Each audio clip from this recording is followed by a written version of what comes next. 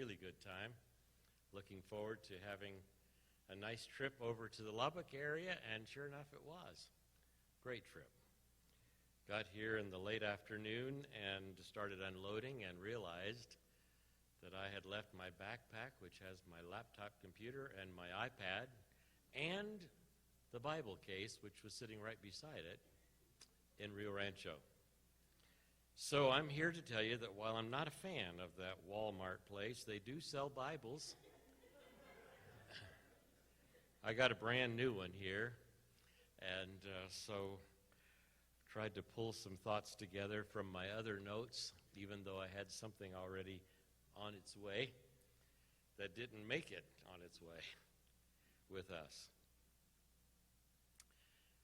May God bless us as we visit together in His Word today. The study today will conclude, finally, he says, the series that we've been in for the last couple of months.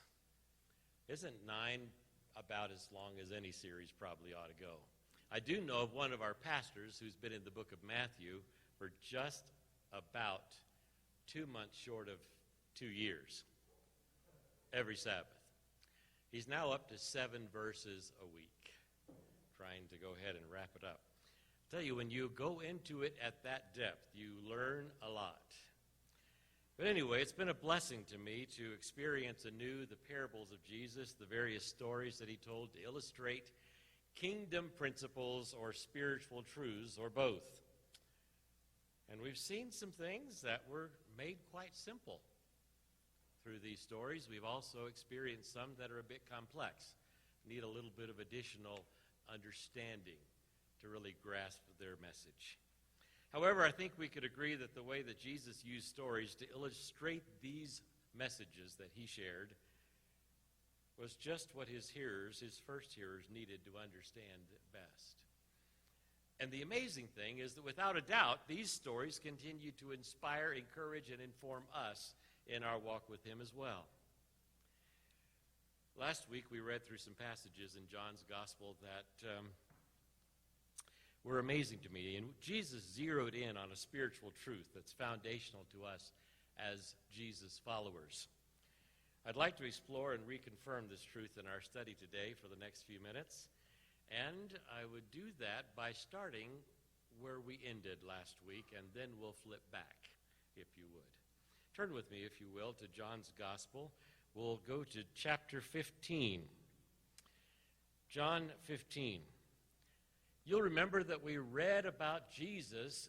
It wasn't necessarily a parable. It was a parabolic way of teaching. In other words, it's a metaphor. He used something inanimate to describe him and his Father.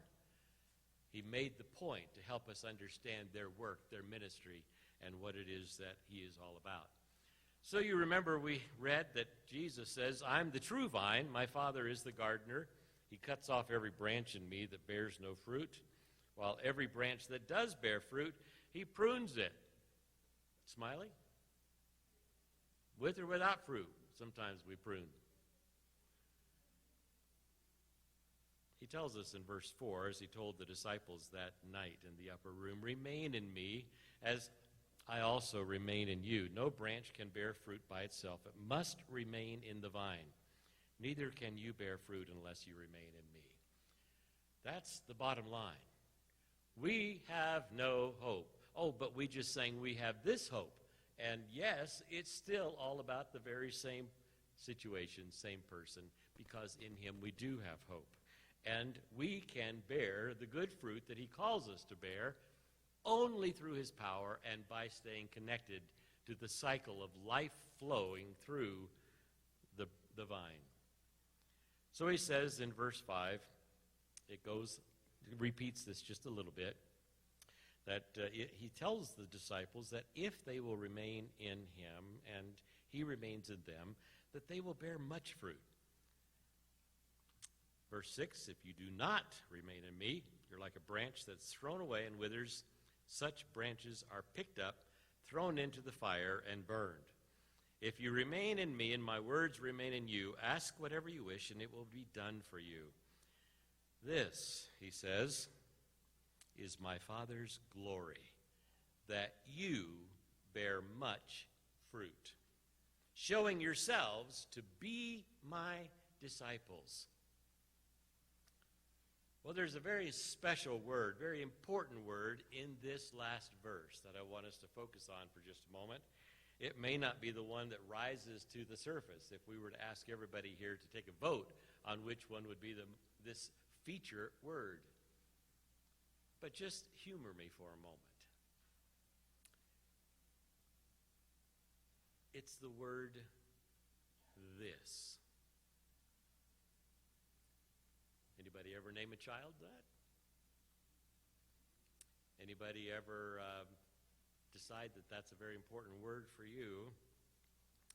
You'd be in the minority of people, I'm quite sure. This. Let's read verse 8 again. Listen, if you will, to what you think may be the this in this verse. This, Jesus says, is my Father's glory, that you bear much fruit, showing yourselves to be my disciples. Interestingly enough, he is actually talking about bearing fruit, but for a purpose. Not just to have fruit, but to confirm and to absolutely give evidence of the fact that they are his disciples. Now, do you remember that we talked about last Sabbath the red letter version or section of this book of John? It covers most of the chapters from 13 through 17. We said that these 5 chapters really represent sort of a final review, that Jesus is going through stuff again, going over it, bringing back things that they'd experienced, helping to underscore the importance and trying to reconfirm the things that should be remembered and carried forward. 3.5 years they'd been together. Now Jesus was just hours from the cross, and he wanted them to be aware of what was about to happen, to trust that he is the Messiah, to give them hope that they would be together again. Now, we spent a fair amount of time unpacking the incredible promise that he made in chapter 4, verses 1 through 3. You remember that he says, let not your hearts be troubled. Even though he had just said that his heart was troubled, he didn't want their hearts to be troubled because he wanted to give them something that would be hopeful. And once again, the parabolic method of teaching, where there's a metaphor involved, he talks about heaven in the context of a house. Very different from what they would have experienced in some of the other speeches and teachings of Jesus. He would talk about the kingdom of heaven, but it was usually about something else. But there are a couple of passages in the 13th chapter that I'd like to kind of tie together with what we just read in John 15. So if you would just flip back for a moment, I'd like to take you to some pretty powerful words. John 13, verse 33. Excuse me, let's start it with 31.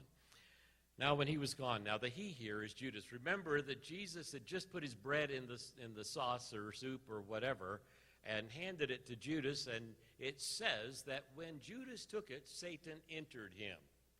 And then just these verses before this final verse, verse 30, it says, as soon as Judas took the bread, he went out. So now, Jesus follows right on after this with verse 31. When he was gone, he being Judas, Jesus said, now the Son of Man is glorified, and God is glorified in him. If God is glorified in him, God will glorify the Son in himself and will glorify him all at once. That's a lot of glory. That's a lot of hymns and everybody involved in this. So glory is at the heart of all of this. Glorifying, to testify of the great goodness, the glory of the Lord, is to glorify. So continuing on now with verse 33. My children, Jesus, once again, he often refers to his relationship with the Father, but now, speaking to the disciples, he now says, "My children, I will be with you only a little longer. You will look for me, and just as I told the Jews, so I tell you now, where I am going, you cannot come." Now, that's a big bit of news. I mean, there's not a lot of information leading up to that, and you can just well imagine there's somebody, and it's going to be Peter, who's all focused on that bit of news. But that's not where Jesus goes next. Look at verse 34. "A new command I give you, love one another. As I have loved you, so you must love one another. By this will everyone know that you are my disciples, if you love one another."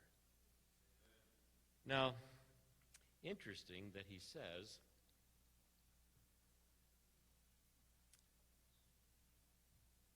a new command, love each other. Do you hear what Jesus is saying here? He's serious about this love thing. Why can't we all just get along?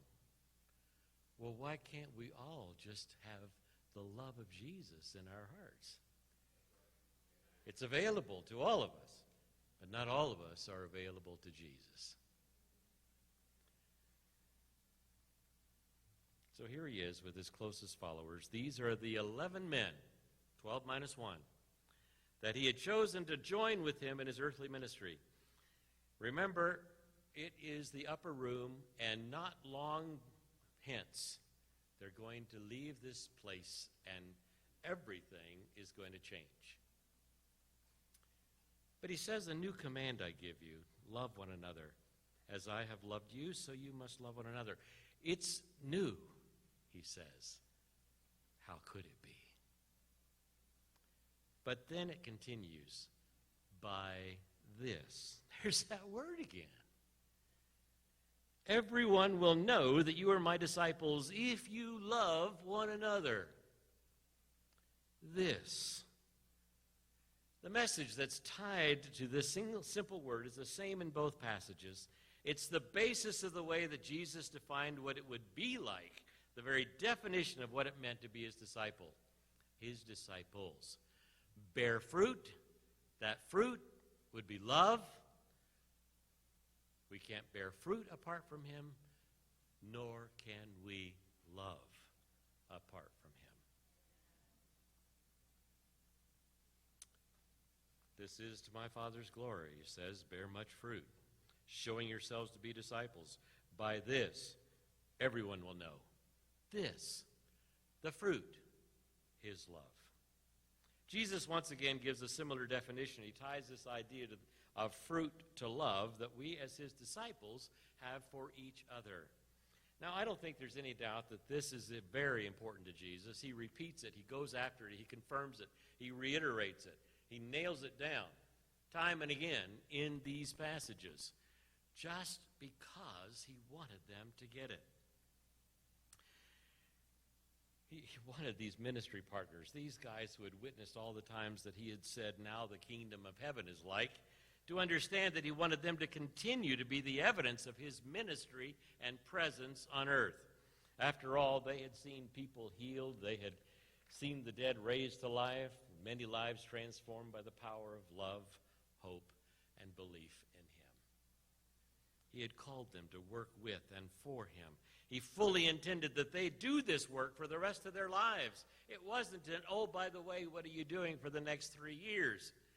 He called them to follow him.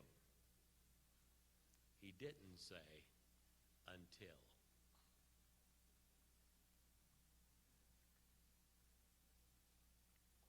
A couple of weeks ago, I mentioned the current video series on the life and ministry of Jesus that's playing mostly on the internet right now. It's not a television show because they don't want to have it that way. They want to have people who are interested in knowing about Jesus find ways to tune in. And interestingly enough, their preferred delivery method is an app on your phone. And through that app in the last several weeks, 190 million people have watched the stories that have been produced so far about the life and ministry of Jesus. It's called The Chosen, and I think perhaps like nothing in recent memory, it has captured the attention of people who in the past many have not even opened the scriptures once in their lives. They're buying Bibles, they're reading the Bible, and they're trying to understand things that they see. And it's an amazing impact on people. But I was moved by a number of different things in this series. But one of the things that I just wanted to share with you today, it's a testimony. It's a T-shirt with a testimony. A testimony of what happens when you are engaged with Jesus. You don't just go along to get along and stay the way you were. There's a transformation that takes place through the power of love. Someone who loved that deeply, who served that wholeheartedly. Listen to what's on the front of this T-shirt. I was one way, and now I am completely different. And the thing that happened in between was him. How powerful is that? Understand that it's just not something that we read. It's a relationship that he longs to have with us. He wants us to walk with him. He wants us to trust him. He wants us to love each other like he does, like he loves us. Transfer the love to each other. It's called transformation. And my friends, that's what Jesus does when we open our hearts to him. We got the key. We got the control. It's a yes or no from us. But I want to turn to the passage in John 13 again. Jesus said that he was giving them a new command. These disciples had heard the message of love, had witnessed the power of love, and at least to some degree had even felt the impact of love in their own lives. Yet they still had not caught on to the importance of loving each other in the way that they had experienced his love for them. They were still more concerned about personal power and potential position in an earthly kingdom. Sound familiar? But now, Jesus is very serious. He uses the word command to provide the emphasis of teaching at this moment. To the disciples, the idea of loving each other was a new command. They had experienced his love. But now he's telling them they've got to do something with it. Even with their privileged time and experience with Jesus, he knew that these men needed new desires, new impulses, new hearts, before they could actually reflect his character. Some special words here from the pen of inspiration. The command to love each other had a new meaning in the light of his self-sacrifice. They hadn't even witnessed it yet, but he was telling them what was coming. He'd predicted his death by this time 3 different times. But the fact that now his self-sacrifice was coming into this equation, they saw it in a different way. The whole work, she continues, of grace is one continual service of love. During every hour of Christ's sojourn upon the earth, the love of God was flowing from him in irrepressible streams. That's powerful. Irrepressible. What does that mean? You know, we might think of it like a fire hose or something, and we just can't stop it. We can't drink fast enough. We can't put our hand over it and make it not spray. Irrepressible. That's temporary. But she says, during every hour of Christ's sojourn upon the earth, the love of God was flowing from him in irrepressible streams. Have you ever walked across any of those streams? Have you ever felt that kind of love? All who are imbued, that's a word we have to kind of give a definition for, filled, we're going to say in parentheses here. All who are filled with his Spirit will love as he loved. The very principle that actuated Christ will actuate them in all their dealing one with another. Not just when they feel like it, not just when times are good, not just when agreements flow fast and free. That love, that very principle that actuated Christ, will actuate them in all their dealings one with another. That's huge.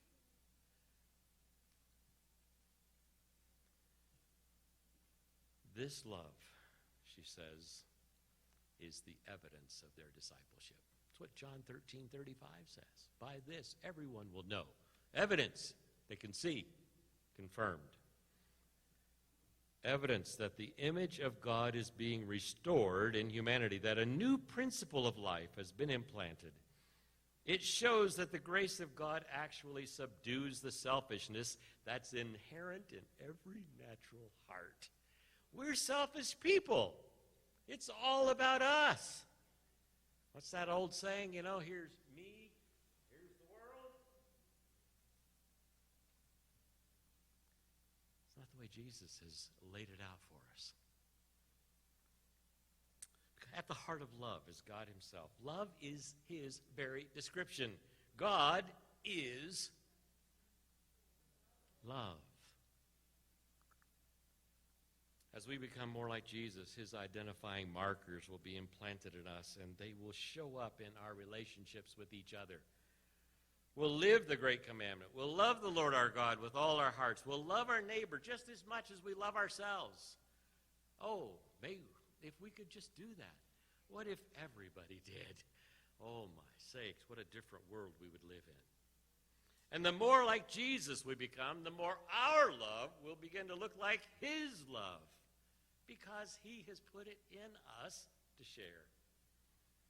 And when it does, our lives and words and attitude will give evidence that he lives in us. This is another powerful little sentence from the book Ministry of Healing. The strongest argument in favor of the gospel. The gospel is the good news about Jesus. The strongest argument in favor of the gospel is a loving and lovable Christian. Hey, we love some people that aren't very lovable sometimes. Lovable people are hard to love.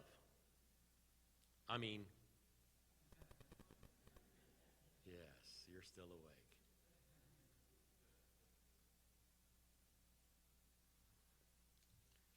That statement stands in stark contrast to the words that have been attributed to Mahatma Gandhi, that great leader in India. He was asked one time what he thought about Jesus Christ. Listen to what he said. I like your Christ, but I do not like your Christians. Your Christians are so unlike your Christ. What kind of evidence are we showing outside of our little world? The strongest argument in favor of the gospel is a loving and lovable Christian. It's not right, my friends, to call ourselves by Christ's name and then continue to treat others like he doesn't live in our hearts. When we do this, we give him a bad name. It's the description, we're the description that other people have, the definition they see of who Jesus is. We tell them we're his followers. We act like we're not. So what do we do when we interact with our brothers and sisters? What evidence of the love of Jesus is seen in our words, our actions, our reactions, if you will? Unfortunately, experience confirms all too often that the evidence that Jesus says represents the good fruit that he wants to be bearing in our lives is not present. We hurt others. We offend each other. We may even reject some people, all of which shows evidence that is very inconsistent with the good fruit that Jesus has talked about. And In fact, just within the last week, I've heard of a young wife who was attacked at church by a longtime member to a point that it led to a panic attack as this person just shredded this young woman. For something that was so inconsequential, you cannot even believe it. It started simply as saying something that her dad used to do in preparation for the end times. This longtime member flew into this young woman. It was my challenge and privilege and heartbroken time to spend with this husband and wife trying to walk back towards the grace of Jesus Christ, to the love that the Father put in him that he shared with us and has called us to share with each other. Also, since we last met, we revisited a situation where nearly 100 people became new members of the church. But within just weeks, thanks to the hard-hearted, critical judgment of an individual partnering with another relative, all but 3 or 4 were gone. Rejected because they weren't enough like us to be acceptable. Incredible. I probably told this story. In fact, I'm quite sure I've shared it here, but I think it's been a number of years, and I'm just praying you've forgotten it, because I think it really speaks to this challenge that we face just now. It happened a lot of years ago, and it's lasted a long time. Several years ago, I had the funeral service for my Aunt Christine. Aunt Christine was married to my Uncle Henry. Uncle Henry was my mother's brother. At one time in her life, Aunt Christine graded Bible lessons for Faith for Today, answered Bible students' questions, helped walk with them along through their decision to follow Jesus and grow in their relationship with him. In addition, she'd also been active in the church. She was the local church treasurer in her church, taught children's Sabbath school, active in various ministries. My uncle was the head elder. They were both happy. Things were good. Everything was going well. Blessed and grateful. Until some of their fellow members started misquoting some gossip that soon developed into a full-fledged rumor. And without checking to see if the story had any basis in fact, it kept being told from one to another, changing in being embellished all the way along.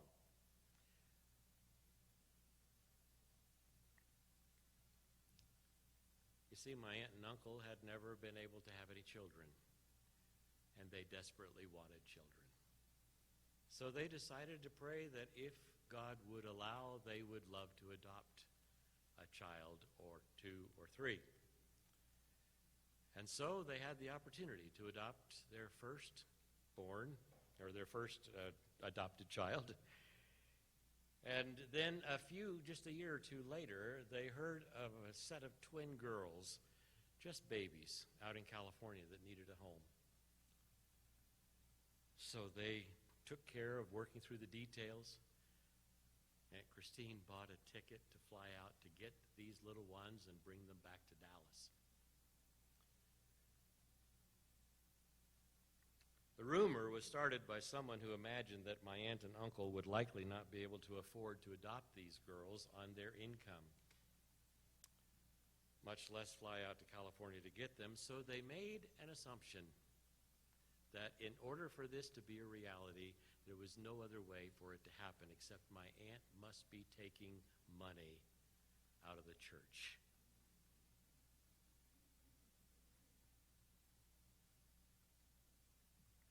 One day, my Aunt Christine finally heard about what was going on, and she was devastated. She told my uncle incredible things said by people.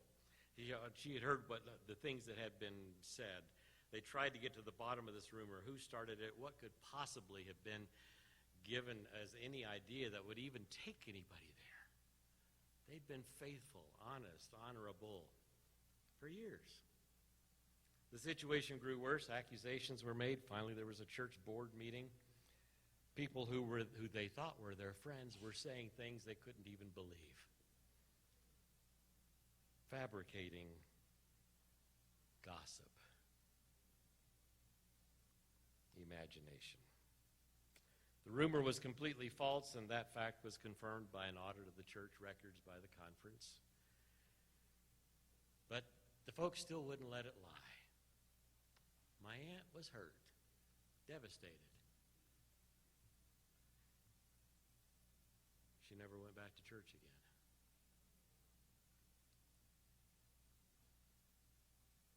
My uncle decided that he would quit attending in solidarity with her and sensitivity to her pain. 3 little girls grew into adulthood without a spiritual relationship. All prayed for as a blessing, changed by the power of bad fruit.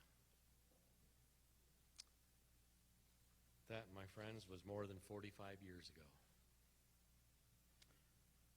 Now, I want to take just a moment to tell you that I know there are 2 things that are active in this story, at least 2. One, people did something terrible to her, to them. No question about it, non-debatable issue. But secondly, my aunt and uncle could have chosen not to let this be a separation event. They could have found another church family to serve and refocus their energy and gifts on mission and discipleship.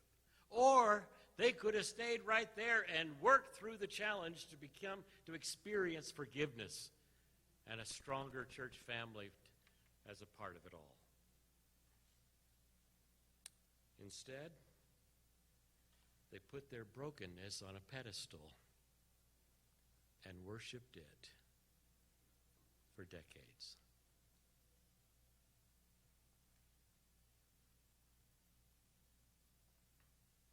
Really sort of created their own idol, if you will.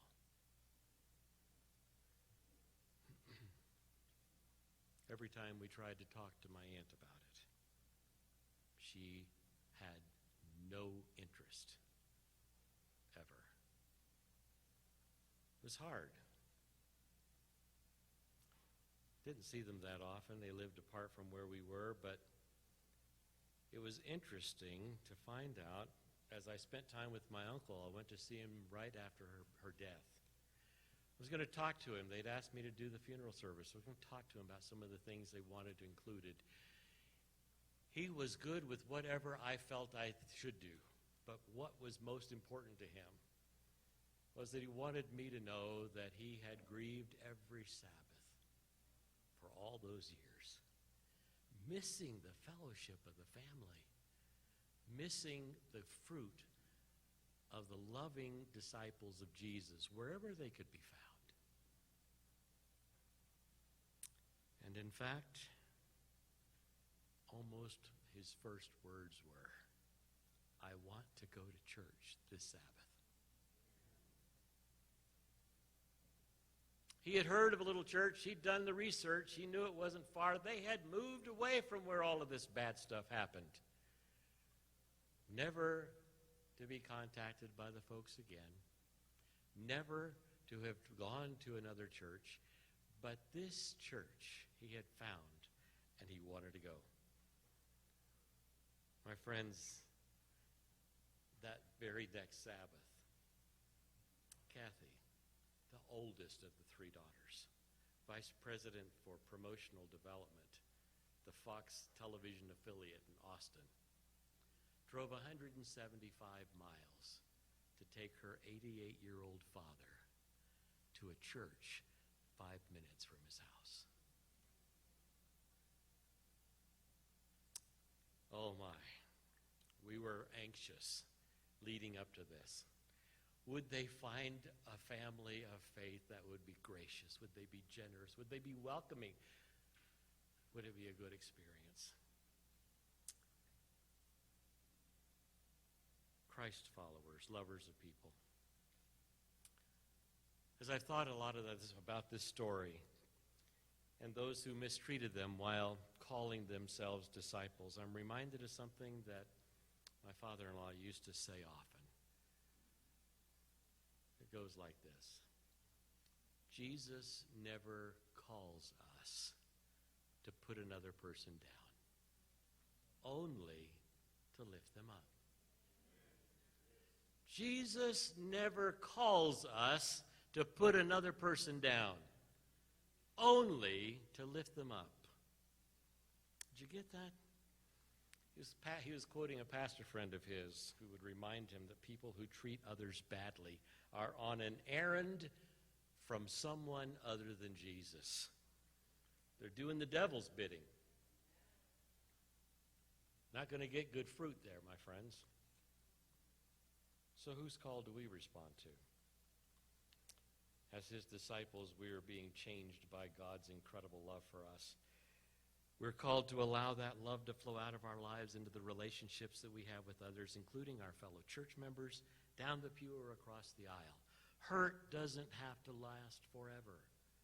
Hurt needs to run into healing. Healing needs to overflow hurt. Hurt and healing need to come together, because until we let go of that, we'll never find the power of the relationship and the fruit that Jesus has called us to experience and to witness to others. There's one more thing that happens when we become more like Jesus. He gives us a heart for lost people when we truly grasp the reality that he loves every other person as much as he loves me. Oh, that can't be possible. I am me. When we come to understand that he would have gone to the cross for just one person, and that person is someone other than me, doesn't it put it in perspective?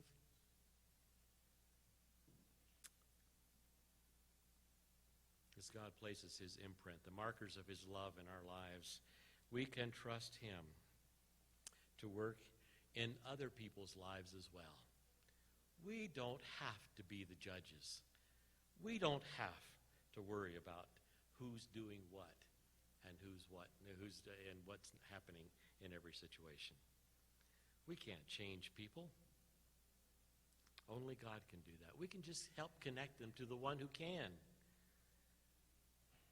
Judging and disciplining others is not our responsibility. That's God's work. We are so unqualified to do that. We've long subscribed to the philosophy of the 3 B's. We've decided if others believe like we do and behave in a way that we find acceptable, then we'll allow them to belong to whatever we're part of. My friends, Jesus came to show us that just the reverse is true. He said to the people, the kingdom of heaven is at hand. When we choose to accept his gift of salvation, we belong to him. We belong then and there to him. Then as we grow in our relationship, we'll grow in our belief of the principles of his kingdom. And when we believe, the most amazing thing happens. Behavior follows belief. We do it all backwards. A few years ago, I was remembering in this context. I didn't put it in my notes, and it's plenty time for me to sit down. But I'm reminded of Elder Wintley Phipps, who spoke to the pastors of the North American Division on the opening night of the last opportunity we've had to get together as the NAD pastors. It was 2015, Austin, Texas. And he told us that he had had a dream in which he was in a conversation with Jesus, talking about the things that he was doing to bless others and help others and encourage others, and all of what that was about him. And Jesus said, that's all good, but I'm most concerned that that you seem to be committed to making others like you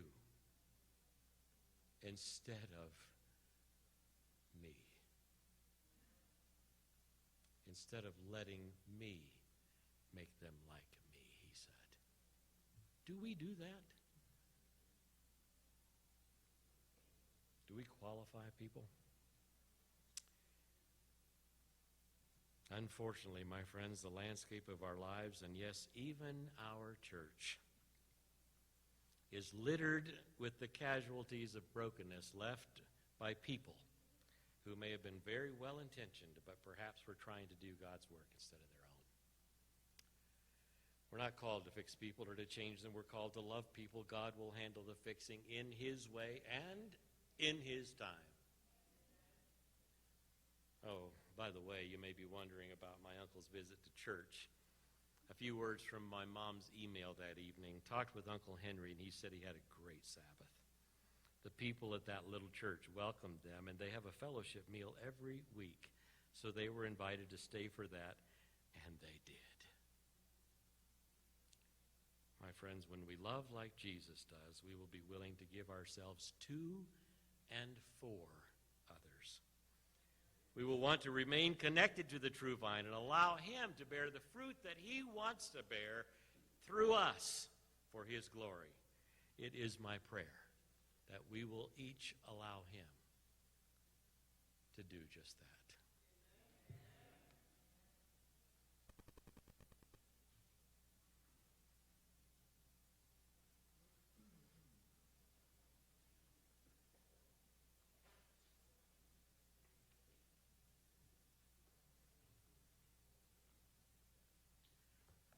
Let us all stand as we sing our closing song in response to the message, More About Jesus.